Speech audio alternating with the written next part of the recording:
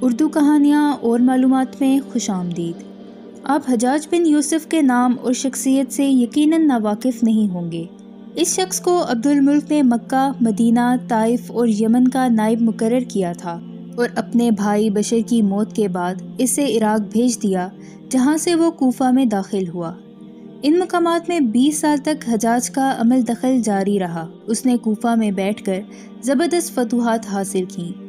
اس کے دور میں اسلامی فتوحات کا دائرہ سندھ اور ہند کے دوسرے علاقوں تک پھیل گیا، حتیٰ کہ مسلمان مجاہدین چین تک پہنچ گئے۔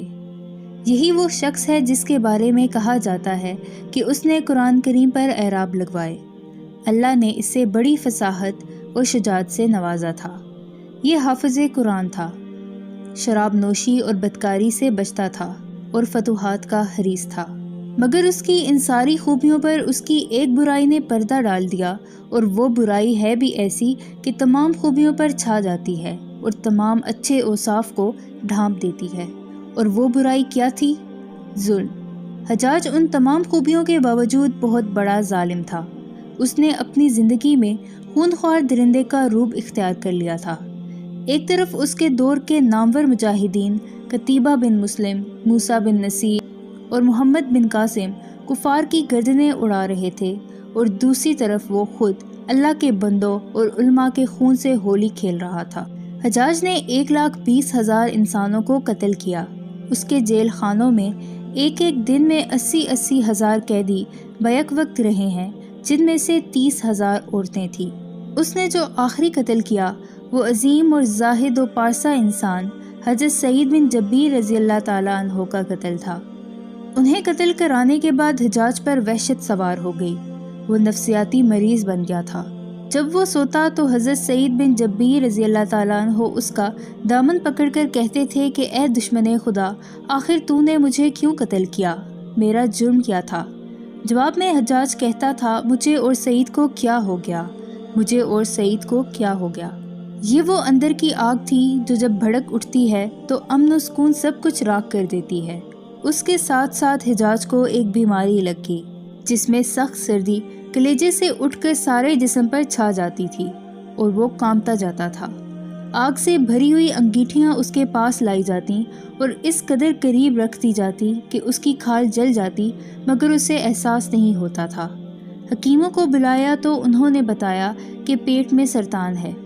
ایک طبیب نے گوشت لیا اور اسے دھاگے کے ساتھ باندھ کر حجاج کے حلق میں اتار دیا۔ تھوڑی دیر بعد دھاگے کو کھینچا تو اس گوشت کے ساتھ بہت سارے کیڑے لپٹے ہوئے تھے۔ حجاج جب مادی تدبیروں سے مایوس ہو گیا تو اس نے حضرت حسن بصری رضی اللہ تعالیٰ عنہ کو بلوایا اور ان سے دعا کی درخواست کی۔ وہ آئے اور حجاج کی حالت دیکھ کر رو پڑے اور فرمانے لگے، میں نے تجھے منع کیا تھا کہ نیک بندوں کے ساتھ چھیڑ چھاڑ نہ کرنا، انہیں تنگ نہ کرنا، ان پر ظلم نہ کرنا، مگر تو باز نہ آیا۔ اب حجاج باعث عبرت بنا ہوا تھا۔ وہ اندر سے بھی جل رہا تھا اور باہر سے بھی جل رہا تھا۔ وہ اندر سے ٹوٹ پھوٹ چکا تھا، چنانچہ وہ حضرت سعید بن جبیر رضی اللہ تعالیٰ عنہ کو قتل کرنے کے بعد زیادہ دن زندہ نہ رہ سکا اور صرف 40 دن بعد وہ بھی دنیا سے رخصت ہو گیا۔ مگر حضرت سعید اور حجاج کی موت میں بڑا فرق تھا۔ حضرت سعید رضی اللہ تعالیٰ عنہ کو شہادت کی موت نصیب ہوئی۔ وہ ایسی شان سے دنیا سے رخصت ہوئے کہ وہ بعد میں آنے والے مجاہدین کے لیے ایک سنگ میل قائم کر گئے۔ وہ جب دنیا سے رخصت ہوئے تو ان کا دل مطمئن اور چہرے پر تبسم تھا، لیکن حجاج جب دنیا سے جا رہا تھا تو اندر کی آگ میں جل رہا تھا۔ چہرے پر ندامت کی ظلمت تھی، اسے اس کا ایک ایک ظلم یاد آ رہا تھا۔ حضرت سعید رضی اللہ تعالیٰ عنہ کی شہادت پر تمام صحابہ اداس تھے اور افسردہ تھے، لیکن حجاج کی موت پر اللہ کے نیک بندوں نے اطمینان کا سانس لیا۔ ایک صحابی نے حجاج کی موت کی خبر سنی تو وہ خوشی سے رو پڑے۔ مرنے کے بعد اس ڈر سے اس کی قبر کے تمام نشانات مٹا دیے گئے تاکہ لوگ اس کی لاش کو باہر نکال کر جلا نہ دیں۔ یہ اندیشے اس شخص کی قبر کے بارے میں ہو رہے تھے جس کے سامنے اس کی زندگی میں لوگ کھڑے ہوتے تھے تو ان پر لرزہ طاری ہو جاتا تھا اور لوگ اس کے ڈر سے دیوانے بن جایا کرتے تھے۔ میں امید کرتی ہوں کہ آپ کو آج کی یہ ویڈیو پسند آئی ہوگی۔ مزید ویڈیوز دیکھنے کے لیے اردو کہانیاں اور معلومات کو سبسکرائب کر کے بیل نوٹیفیکیشن کو آن کر دیں تاکہ آنے والی چینل اپڈیٹ سے آگاہ رہیں۔